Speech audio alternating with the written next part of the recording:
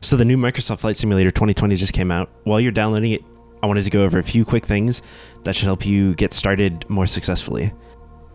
Firstly, flying with a mouse is absolutely horrific. I wouldn't wish that on my worst enemy. You're really going to need a controller, joystick, flight yoke, something like that. Thankfully, this time around, the game released on Xbox in addition to PC, so they have really good support for controllers. So if you have a PS4 Xbox controller lying around, it's probably good enough to get started. Flight joysticks or flight yokes are even better. They do require you to buy one because you probably don't just have one lying around unless you've played flight games before. While most general aviation and small jet aircraft use like the yoke style control, which kind of looks like a wheel with the top cut off, I would probably stay away from those at first unless you really care about matching what like your favorite airplane has. Joysticks are less expensive, they're smaller, they take up less space when you go to store them, and make sure you get one that twists, because then you don't need a set of rudder pedals, which is like another $150 and takes up more space on your floor, and it's just another thing to set up. If you haven't yet purchased the Flight Simulator, do keep in mind Xbox Game Pass has the standard edition available in their subscription. Right now, the first month is only $1, and each month after that is $5. It's on sale right now, so that's a really great way to try the game out for a month or two for super cheap, and decide if it's something that you even want to play, if your computer can run it. If you do decide to purchase it outright, it does have 3 different versions. The only real difference is the number of aircraft and hand custom modeled airports that they come with. Every single airport in the world, essentially, as long as it's registered, is in the game. Pretty much all of them are auto-generated based on like the airport diagrams and maps and all that stuff. These auto-generated airports are pretty high quality, but the absolute best quality is definitely the ones that they've like custom modeled.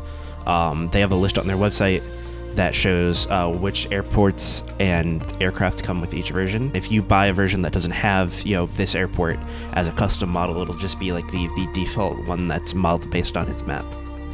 There does appear to be plans for a marketplace for additional aircraft, airports, and other mods in the future. If you're using an Xbox controller, the controls pretty much come set up for you, and I would probably recommend just sticking with it for the most part. You can scroll through here and see what each button does, and once you get a little bit more comfortable with it, if you feel like there's a better way to lay out the controls for your personal use or the type of flying or aircraft that you fly, go for it.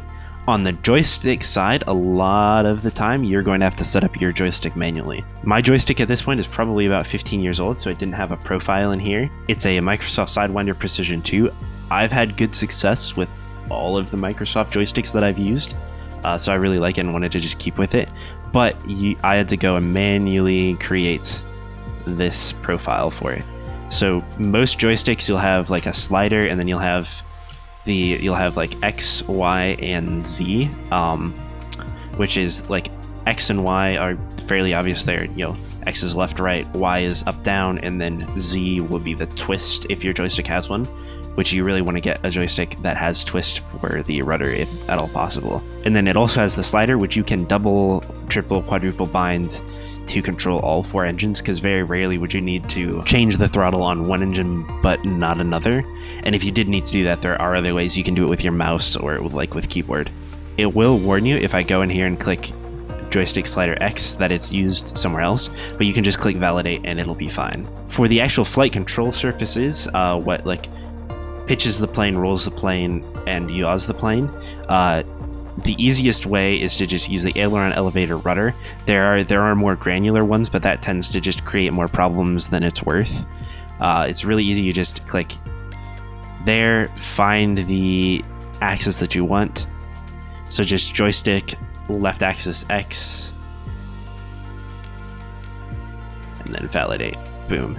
And you'll see as I move the joystick to the left and to the right, you'll see that adjust. I've already got the other ones set up in here, forward, backwards, and then the rudder. You can reverse the axis if you need to, but you shouldn't need to. I will hit on real quick the throttle. For whatever reason, low throttle shows up as 100%, and high throttle is 0. That's actually the way it should be coming into the flight simulator. So if you look at this and say, well, my throttle is closed, why is it at 100%, and click reverse axis, that will screw everything up. So don't do that.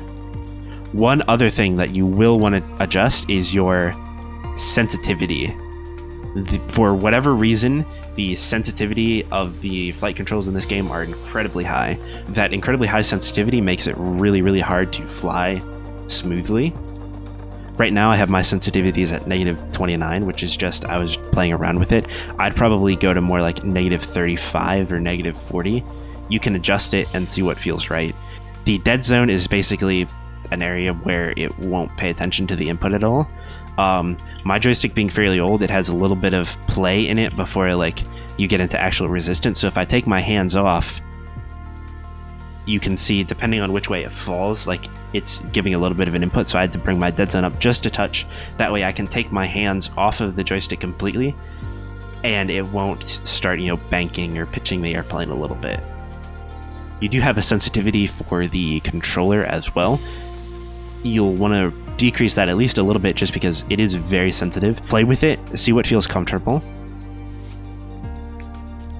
Anything that you don't have controls for on your controller, you'll have on the keyboard. This game is pretty good when you're doing training or are new to the game about popping up the recommendations for, hey, are you trying to, release the parking brake? If so, push this button. Are you trying to do this? Are you trying to do that? And telling you what button you need to press. Now that you got your control set up, let's go over really quick what the flight controls mean. If you didn't already know, pitch, which is controlled by the elevator on the tail, is the rotation of the airplane around the lateral axis. Tilting up and down, you can almost imagine grabbing the plane by its wings and like rotating it up and down. Pitching up or down adjusts what is known as the angle of attack, which is the angle that the aircraft's wing is hitting the air. Greater angle of attack means greater lift. However, if the angle of attack is too great for the current airspeed of the aircraft, a stall occurs. A stall is when the air is no longer flowing smoothly across the surface of the wing and it starts to tumble basically. You can see some cool videos of like aircraft and wind tunnels with the smoke if you want to see what that looks like. When that happens, the aircraft's wing is no longer creating lift. Most aircraft have a warning horn when you're approaching a stall based on the speed that you're going and the angle of attack of the airplane. The next thing, roll, which is controlled by the ailerons on the wing, is rotating around the longitudinal axis. So if you imagine a line drawn down the center of the aircraft from front to back, and you just rotate that.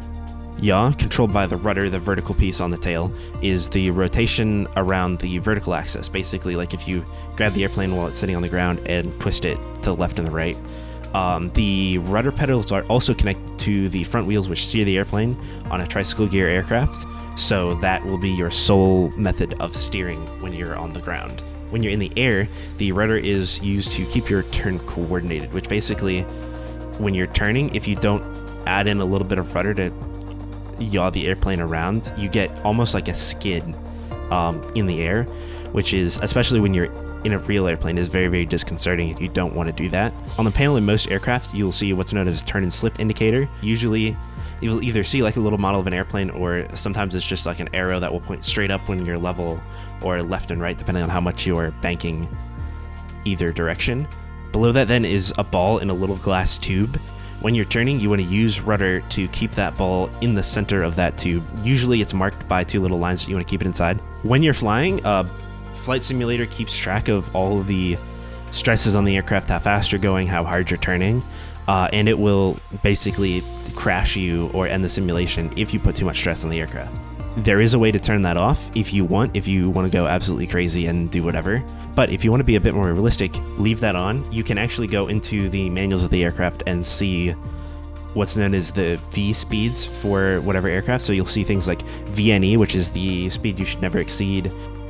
You'll see VFE, which is the maximum speed with the flaps extended. You'll also see things like V-Glide, which is the best glide speed if you were to lose an engine. Also list the stall speed with flaps up and down in level flight. Once you're set up and in the game, if you really want to learn to fly quickly, there are plenty of great tutorials in the game.